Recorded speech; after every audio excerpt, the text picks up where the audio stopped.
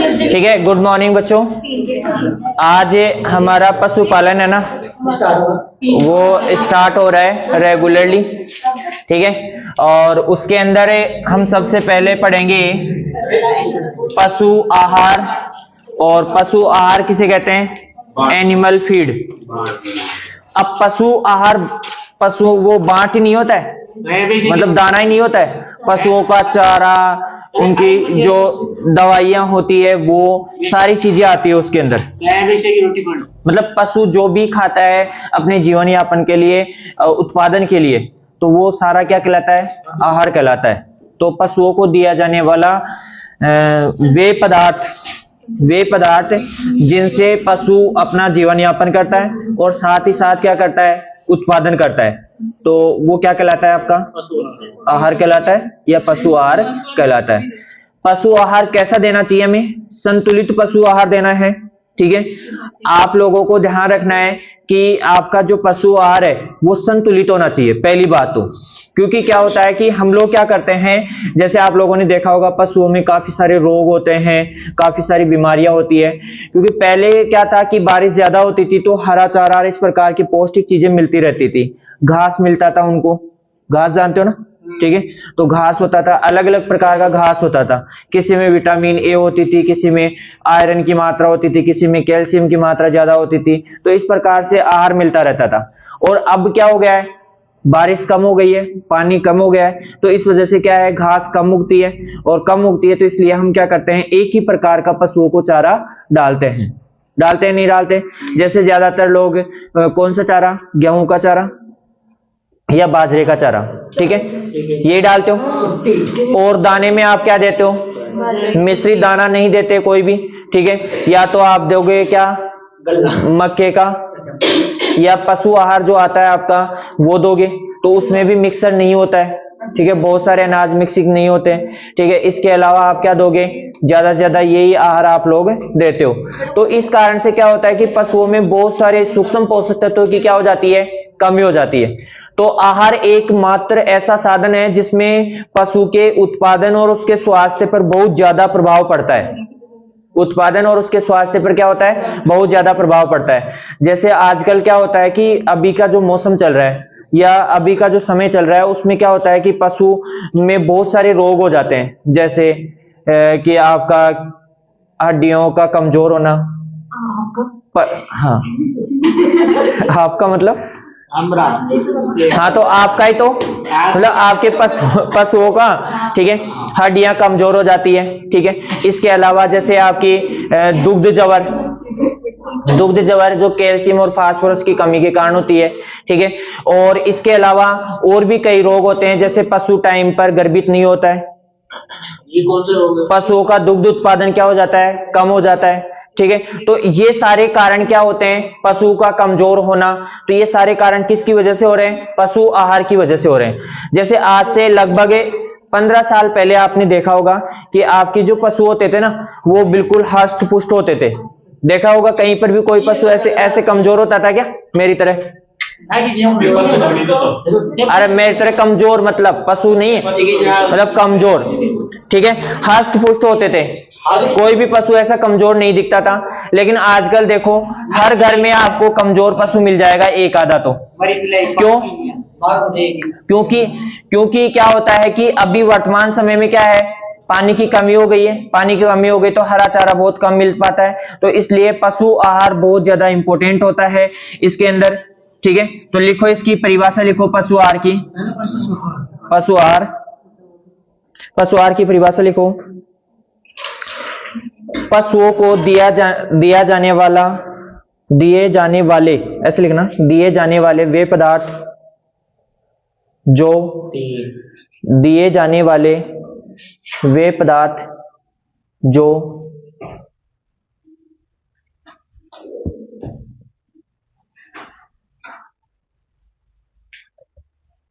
जो पशुओं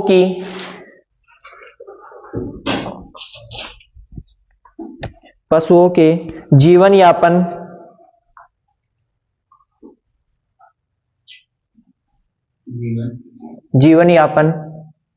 व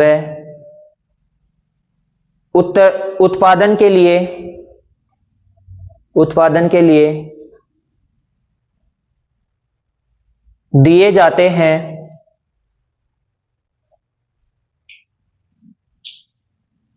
पशु आहार कहलाता है या पशु आहार कहते हैं।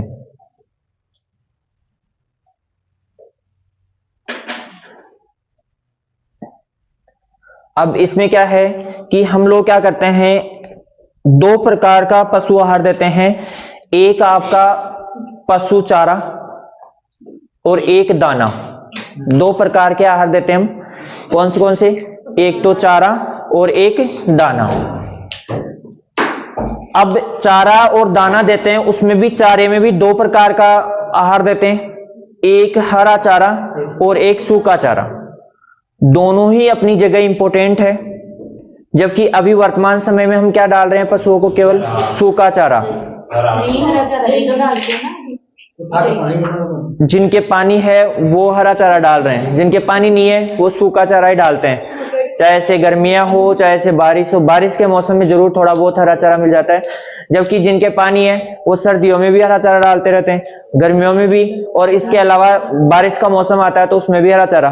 तो उनके पशु पौष्टिक रहते हैं, बिल्कुल ऐसे हष्ट पुष्ट रहते हैं, ठीक है, स्वस्थ रहते हैं, निरोगी रहते हैं। उन पशुओं में कम बीमारियां पाई जाती है, जबकि जो सूखा चारा, एक ही प्रकार का चारा खाते हैं, उनमें ज्यादा रोगों की संभावना, कमजोरी, इस प्रकार के कारण पाए जाते हैं। ठीक है, अब देखो सूखा चारा जो होता है, एक तो सूखा चारा और एक गीला या हरा चारा। गिल्ला। अच्छा, ये आएगा क्या? अच्छा, ठीक है, सूखा चारा और कौन सा? हरा चारा। सूखा चारा और हरा चारा। अब यहां पर देखो कि सूखा चारा और जो हरा चारा है उसमें से ज्यादा कौन सा होना चाहिए? बताओ, ज्यादा कौन सा डालते हो? सूखा डालते हो या हरा डालते हो?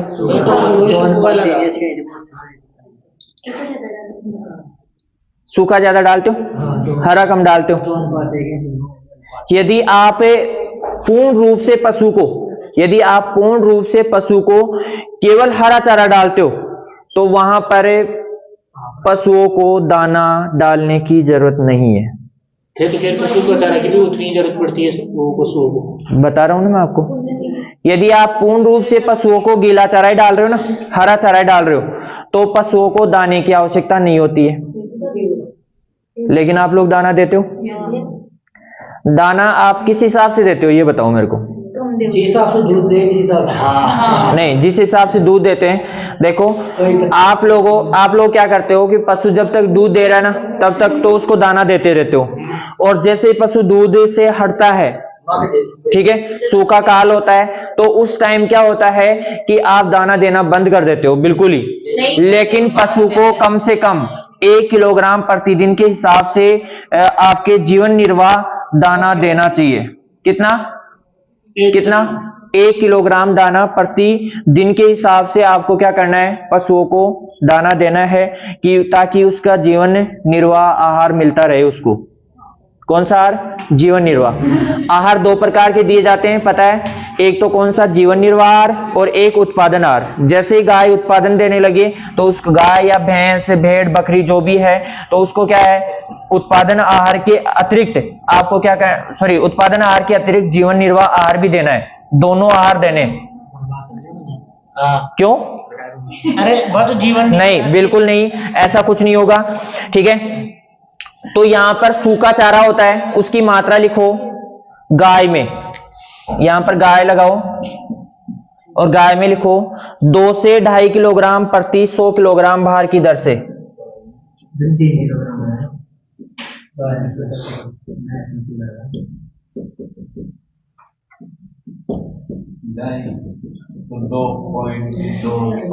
हाँ, 2.25, सॉरी, 2 से 2.5 ऐसे डैश है ये। ठीक है, अब देखो इसको ध्यान से समझना कि 2 किलोग्राम से 2.5 किलोग्राम सूखा चारा देना है। किसके अकॉर्डिंग? 100 किलोग्राम भार के। अब जैसे मान लो गाय है 400 किलो की गाय है आपकी, 4 किलो तो 8 किलो के 8 से 10 किलो आपको क्या डालना है उसको? सूखा चारा। तोल के डालते हो आप पशुओं को चारा?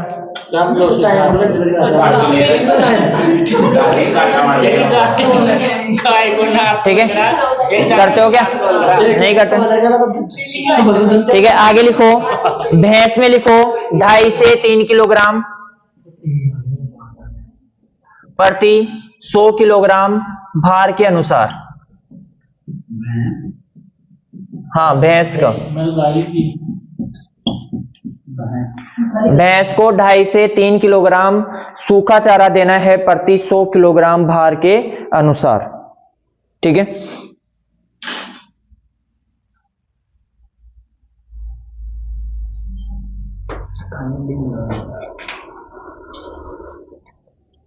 आगे लिखो। अब जो सूखा चारा है और हरा चारा, उसका अनुपात लिखो। हरा अनुपात सूखा चारा।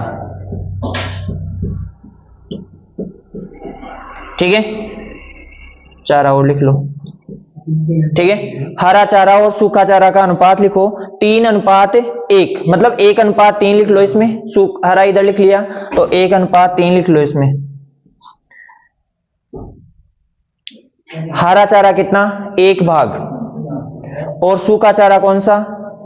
3 भाग। मतलब 4 किलो चारा देना है ना, तो उसमें 1 किलो आपको क्या करना है? हरा चारा डालना है, और 3 किलो आपको क्या डालना है? सूखा चारा डालना है। 1 किलो आ गया समझ में? क्या करना है? 4 किलो सूखा चारा डालना है पशु को, तो उसके अकॉर्डिंग 3 किलो सूखा डालना है, 1 किलो क्या डालना है? हरा डालना है। ठीक है, इसके अलावा इसमें इस जो हरा चारा है ना, हरा चारा या सूखा चारा, उसमें भी अंतर है। दाना देने की क्रिया के ऊपर भी अंतर आता है। जैसे आप दलहनी चारा डाल रहे हो पशुओं को, कौन सा? दलहनी चारा डाल रहे हो, तो आपको यहां पर चारे की मात्रा क्या करनी है? कम करनी है, क्योंकि उसमें पोषक तत्व की मात्रा क्या होती है? ज्यादा होती है। और जितना हो सके ना, आप मिश्रित चारा डालने की कोशिश करें पशुओं को, मिश्रित चारा डालने की, जैसे गेहूं का, जौ का। ठीक है, इसी प्रकार से आपके जैसे और किसका आता है? चावल का, मूंगफली का, ठीक है, सरसों का, ठीक है, गंवार का। तो ये जितना ज्यादा हो सके ना, मिश्रित चारा डालने की कोशिश करें, ताकि पशु को ज्यादा से ज्यादा पोषक तत्व मिल सके। क्योंकि आप लोग भी जानते हो कि कौन सी फसल में किसी चीज, दूसरी चीज की ज्यादा मात्रा पाई जाती है, किसी में दूसरी चीज की ज्यादा मात्रा पाई जाती है। तो पशुओं में पोषक तत्वों की कमी होगी नहीं।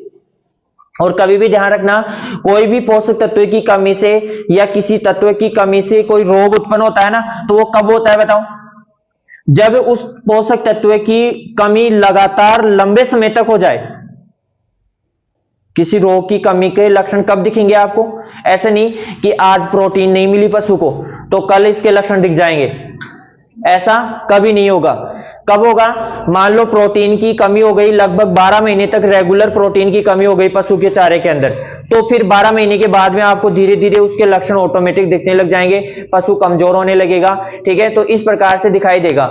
ऐसा नहीं होगा कि कल ही आज प्रोटीन कमी हुई कल दिखाई दे देंगे इसके लक्षण, ऐसा नहीं होगा। दूसरी चीज कि आपके जितने भी पशु होते हैं उनमें पशु आहार जो है वो इंपॉर्टेंट होता है, क्योंकि यदि आप आहार में 1% भी ऊंच नीच करते हो, ऊंच नीच का मतलब थोड़ा बहुत भी ऊपर नीचे करते हो, तो दूसरे दिन आपको जो उत्पादन होता है उसमें साफ साफ अंतर दिखाई देगा। ये सबसे बड़ी बात होती है पशुओं में। हाँ, चारे में आपने ऐसे मान लो रोज आप 4 किलो चारा डाल रहे हो पशु को, ठीक है, आपने 3.5 किलो डाल दिया एक दिन, तो दूसरे दिन सुबह होते ही आपको दूध के अंदर उत्पादन में पता चल जाएगा आपको कि उसका दूध का उत्पादन कम हो गया। यदि आप ज्यादा डाल दोगे तो वहां पर भी आपको उत्पादन में अंतर दिखाई देगा। ज्यादा होगा कम होगा? ये देखो, यदि पशु के अकॉर्डिंग आप पूरा आहार दे रहे हो तो आपके उत्पादन में कमी होगी। फिर क्या होगी? उत्पादन में कमी होगी। क्यों होगी उत्पादन में कमी? क्योंकि पशु के एक्स्ट्रा भोजन होगा तो उसको पचाने में समय लगेगा उसको, ठीक है। और जो बोलते हैं ना एक प्रकार से कि जैसे मान लो आपकी बात करूं मैं, ठीक है, आपको कितनी रोटी खाते हो आप डेली? मैं रात में 4 रोटी खाता हूँ। ठीक है, अरे सही है। तो ये 4 रोटी नहीं खाएगा, 5-6 खाएगा तू कम से कम। ठीक है, कर दी नहीं 5 बजे तो खाए। हाँ ठीक है। ठीक है, अब ये 4 रोटी खाता है, ठीक है, इसको 10 रोटी खिला दो। 10 रोटी खिला दो इसको, ये पूरी रात भर है ना ऐसे दर्द होगा इसके पेट में। ठीक है, अब तू है वो मजबूत आदमी है तो तेरे फर्क नहीं पड़ेगा, कोई बात नहीं। ठीक है, हाँ हाँ वो बाद में करेंगे चर्चा आराम से। मैं चौथा रो, ठीक है, हाँ ठीक है, हाँ लिखो रे, आगे लिखो, इसके अकॉर्डिंग लिख लो 1/3 और 2/3 लिख लो इसमें। हाँ 2/3 भाग शुष्क भाग देना है, मतलब 66% क्या देना है, शुष्क भाग, और 1/3 भाग क्या देना है आपको, हरा चारा देना है। अरे परसेंट निकालो, इसका 33% और इसका 66% हो जाएगा। कैसे भी पूछा जा सकता है आपसे। 3 भागों में से 2 भाग सूखा चारा और 1 भाग 3 भाग में से 1 भाग क्या देना है, हरा। यहां पर 33% क्या देना है, हरा चारा, 66% क्या देना है, सूखा चारा। हाँ रोज यही शेड्यूल होना चाहिए। सर्दियों में, गर्मियों में, हाँ सभी मौसम में। ठीक है, आगे लिखो। लिखो पशुओं को रातब की मात्रा। ए आवाज नहीं। ठीक है, लिखो पशुओं को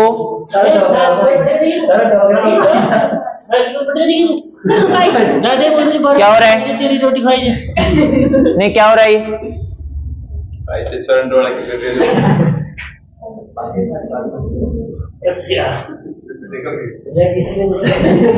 अब रातब क्या होता है? वो उनका नाम है उसको ये तो देखा तो उसको नहीं गांडी का तो बता।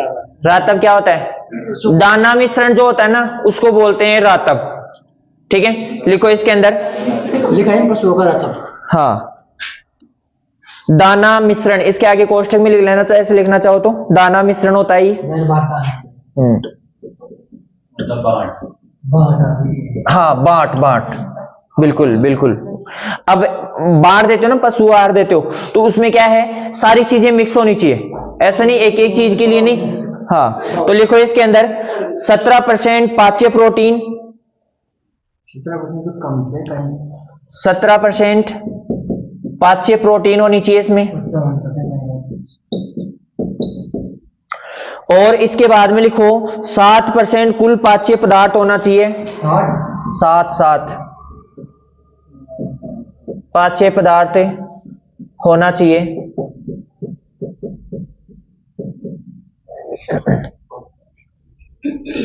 ठीक है, अब देखो प्रोटीन होनी चाहिए ना। अब प्रोटीन ऐसे तो है नहीं कि पशु जितना भी खाएगा उसको सबको पचा लेगा। ठीक है, ठीक है, तो ऐसा दाना देना है हमें कि उसमें कम से कम 17% से अधिक ही, कम नहीं होनी चाहिए, 17% तो कम से कम क्या होनी चाहिए, कुल पाच्य प्रोटीन होनी चाहिए इसके अंदर, मतलब पशु पचा सके ऐसी प्रोटीन होनी चाहिए। और 60% क्या होनी चाहिए, पाच्य पदार्थ होना चाहिए। जितना भी टोटल दाना है ना उसमें से कम 60% तो पचने योग्य होना चाहिए। ऐसा नहीं कि पशु को डाला, पशु ने खाया और वो पूरा का पूरा ही वैसे गोबर में चला गया, ऐसा नहीं होना चाहिए।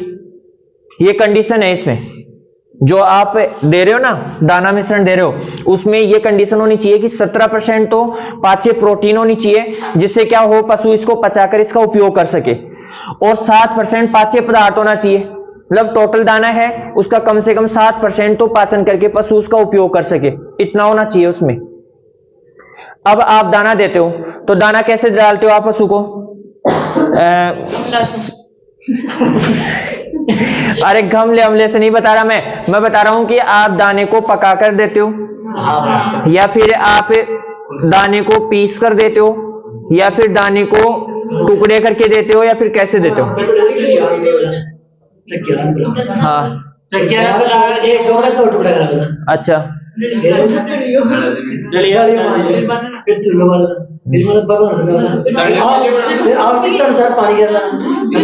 और फिर उसको पकाओगे, ठीक है। अब देखो, आप लोग ध्यान रखना, जितना भी दाना देना है आपको उसको टुकड़ों में तोड़ कर देना है। दूसरी चीज, पका कर देना है।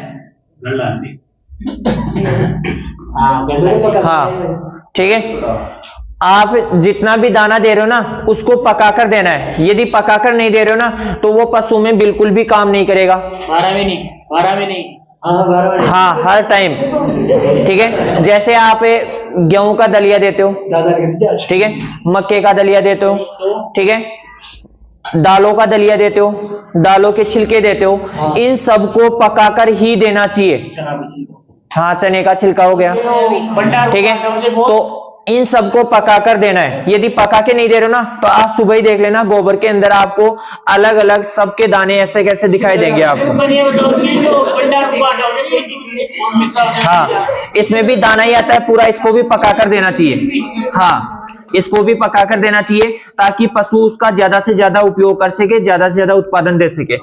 आप लोगों ने एक नोटिस और की होगी बात कि जैसे कई बार बोलते हैं, मम्मी बोलती है, और इस पशु को तो हमने कितना बांट दे दिया, अभी भी इसका दूध उत्पादन नहीं बढ़ रहा है। तो वो बढ़ेगा कैसे? उसका जो खा रहा है ना वो वैसे के वैसे निकल रहा है वापस से, वैसे के वैसे वापस से निकल रहा है, तो उसका पाचन ही नहीं हो पा रहा है, तो उसका उपयोग ही नहीं हो पा रहा है। तो इस कारण से क्या हो रहा है, उसमें उत्पादन ऑटोमेटिक क्या होगा, कम होगा। आगे लिखो इसके अंदर,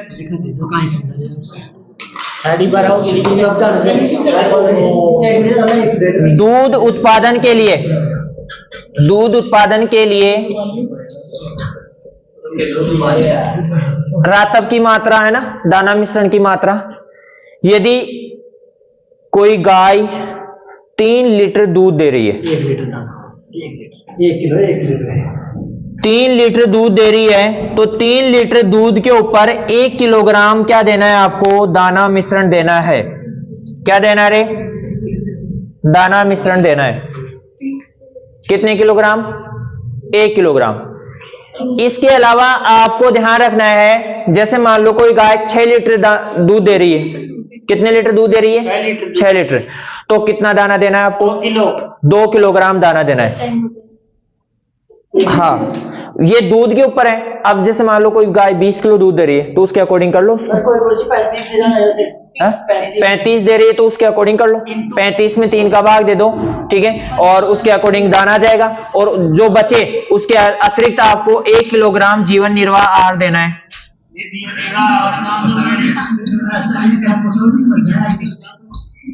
निर्वाह आहार,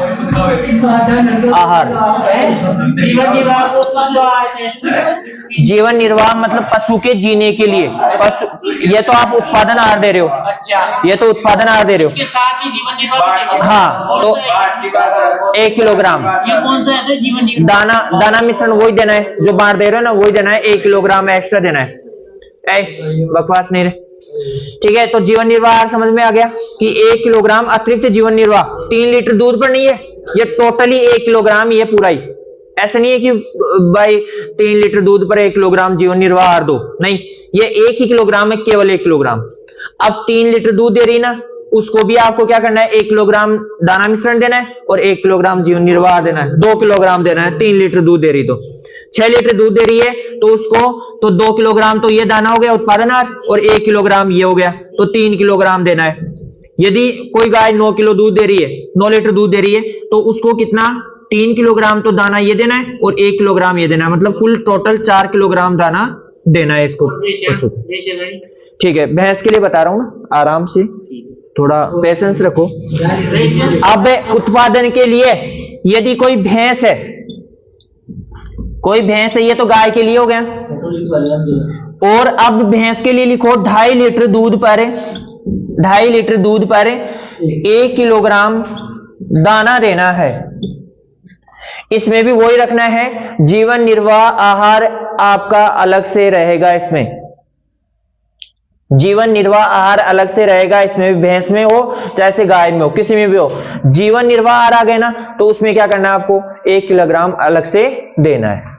ठीक है, 1 ही किलोग्राम देना है, ऐसा नहीं 3 लीटर 4 लीटर 5-6 लीटर पर 2 किलोग्राम कर दो आप, नहीं 1 किलोग्राम बस।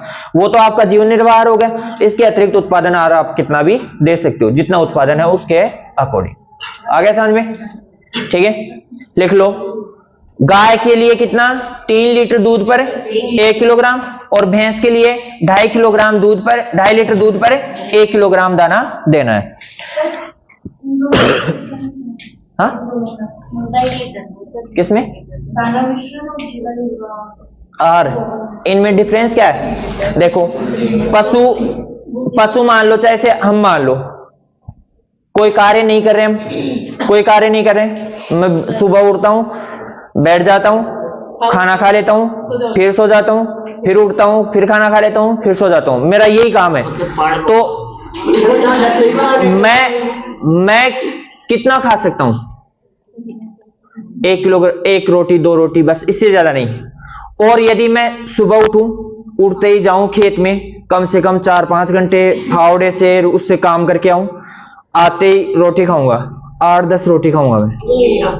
ठीक है, और यदि फिर मैं शाम को फिर 2 खाना खाया, थोड़ी देर रेस्ट किया, फिर वापस से खेत में चला गया, शाम तक खेत में फिर काम कर रहा हूं, तो शाम को आते ही फिर 8-10 रोटी खाऊंगा। ठीक है, ये क्या होता है, आप नहीं खाते, आपका जो काम, आपने जो काम किया ना, वो एनर्जी खा रही है। एनर्जी तो आपने वहां पर वेस्ट कर दी ना, तो उसकी पूर्ति के लिए आपका शरीर तो लेगा ही ना उसको तो। ठीक है, तो इस प्रकार से अभी मैंने वहां पर वो लोकेश देखा था ना, खाई खो दी थी, तो उस दिन मैं रोज 2 या 2.5 रोटी खाता हूँ। ठीक है, उस दिन है ना, पता ही नहीं, मेरे को काउंटिंग ही नहीं है। ठीक है, फिर मम्मी तो एक बार तो ऐसे बोली कि बेटा दोबारा लगाना पड़ लोगे ऑटो है ना, तो वो चीज होती है। तो आप नहीं खाते, और मेरे को पता ही नहीं चला कि मैंने इतनी रोटी खा ली, जबकि रोज मेरे को ऐसा लगता है कि हाँ भर गया पेट। ठीक है, ऐसा होता है। हाँ, जीवन निर्वाह का भी देना है 1 किलो। हाँ, भैंस को भी वही देना है 1 किलोग्राम जीवन निर्वाह, और गाय को भी वही 1 किलोग्राम जीवन निर्वाह आहार देना है, उत्पादन आहार के अतिरिक्त। इस चीज का ध्यान रखना है। हो गया ही?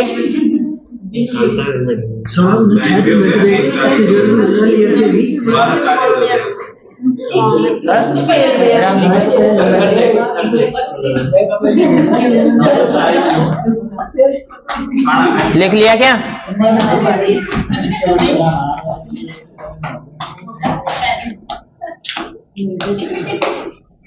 अब देखो, अब ये तो हमने देख लिया कि आपकी जैसे गाय है, भैंस है, उत्पादन दे रही है, बकरी। ठीक है, अब इसके मान लो, इसके अलावा मान लो कोई पशु गर्भित है, कोई पशु गर्भित है, तो उस पशु को आपको अतिरिक्त आहार देना पड़ेगा, क्योंकि उसके जो गर्भ में है वो शिशु है एक छोटा सा, तो उसके पोषण के लिए भी आपको अतिरिक्त आहार देना पड़ेगा उसको। तो वो कब से देना है? कब से देना है कि जब से गर्भ धारण करे तब से दे, या मध्य से दे, या लास्ट में दे? कब दे बताओ? क्या लास्ट में, शुरुआत से, मध्य में? देखो, इसमें क्या होता है कि जब शुरुआत में गर्भ धारण करता है पशु, तो उसमें इतना ज्यादा भ्रूण बड़ा नहीं होता है, तो उसको इतनी ज्यादा पोषण की आवश्यकता नहीं है, पशु के आहार से उसमें काम हो जाता है। ठीक है, जब मध्य में आ जाता है तो उस समय क्या होता है, पशु जो गर्भ होता है, शिशु होता है, उसका विकास सबसे ज्यादा होता है, लगभग 4 या 5 महीने बाद, 4 या 5 महीने बाद। ठीक है, तो आगे लिखो रे, चलो लिखो आगे। गाय को 5 माह के गर्भ पर, नहीं 5 माह के गर्भ के बाद, तो गाय में तो दोनों है, वो हाँ,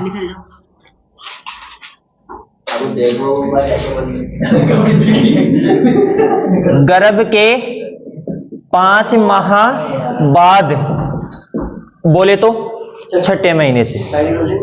ठीक है, 6ठे माह से 1 किलोग्राम अतिरिक्त गर्भ के लिए या शिशु के लिए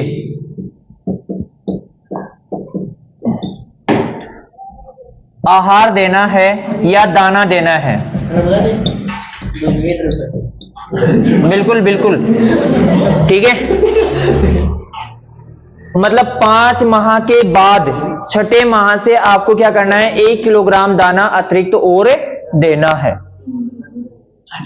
बिल्कुल, ठीक है।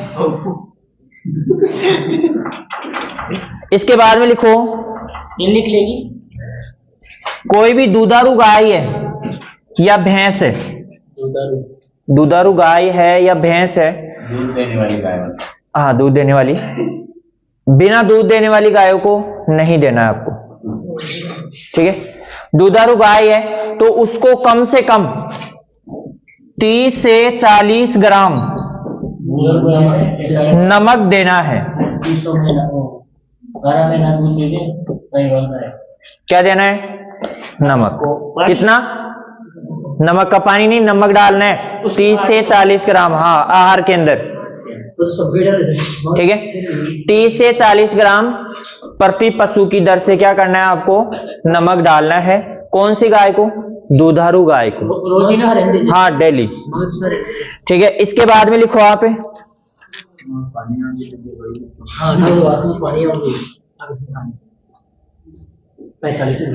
और पशुओं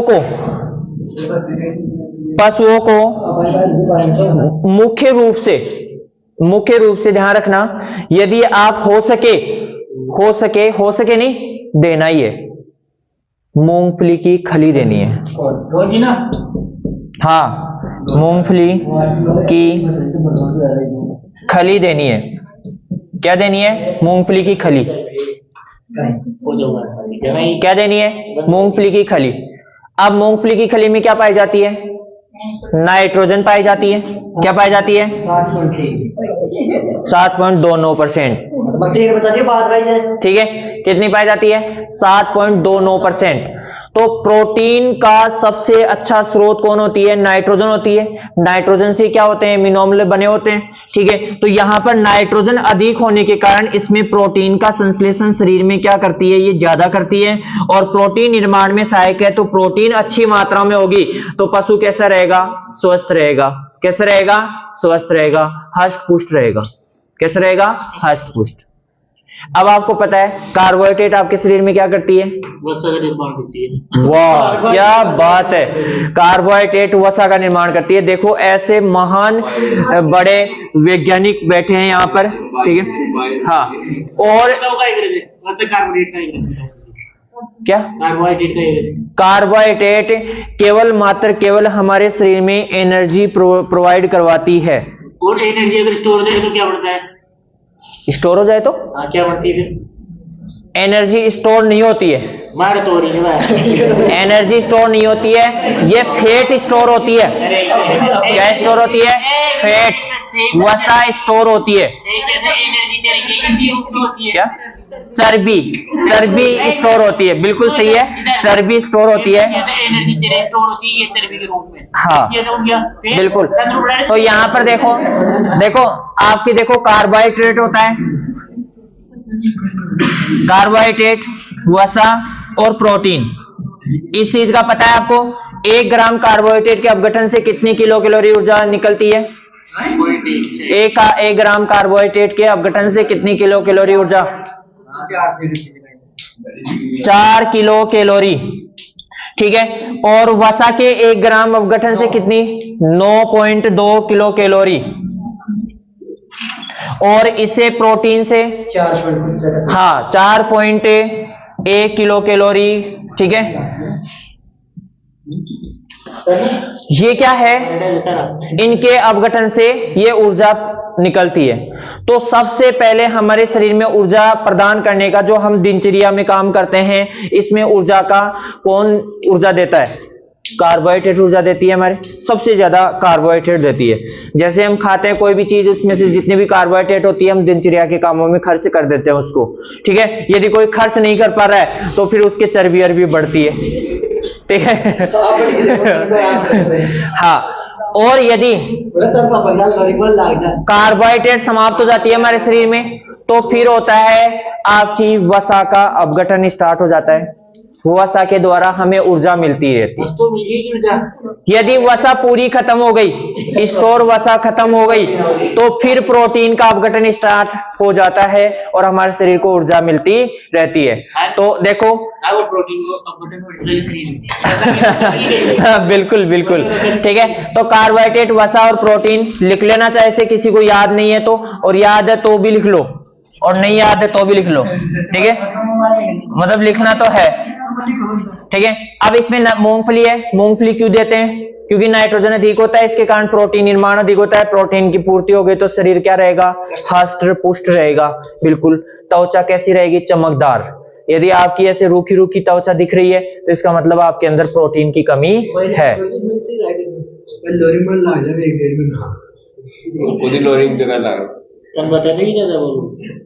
ठीक है, इसके कोई एक्स्ट्रा चर्बी नहीं है तो नहीं, एक्स्ट्रा नहीं है इसके। एक्स्ट्रा उसे कहते हैं जो 5 किलोग्राम इधर से लटक रही है, 5 किलोग्राम इधर से, 20 किलोग्राम इधर से निकल रहा है ना।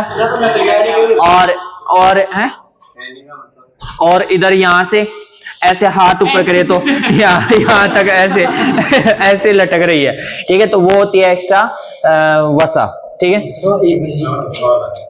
लिख लिया। इसके बाद में थोड़ा सा और लिख लो, थोड़ा सा।